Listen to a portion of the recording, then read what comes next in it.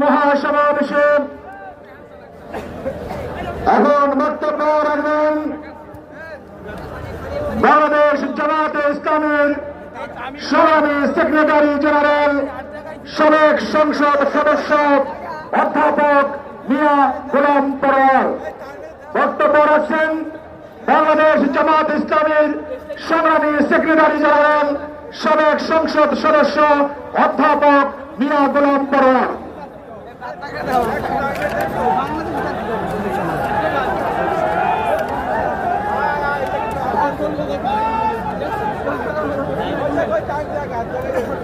السلام عليكم ورحمة الله وبركاته. الحمد لله رب العالمين. الصلاة والسلام على سيد المرسلين وعلى آله وصحابه أجمعين. ইসলামী আন্দোলন বাংলাদেশের উদ্যোগে আয়োজিত ঐতিহাসিক সোহরাওয়ার্দী উদ্যানে আজকের এই জনসমুদ্রের সংগ্রামী সভাপতি, ইসলামী আন্দোলন বাংলাদেশের সংগ্রামী আমির মুফতি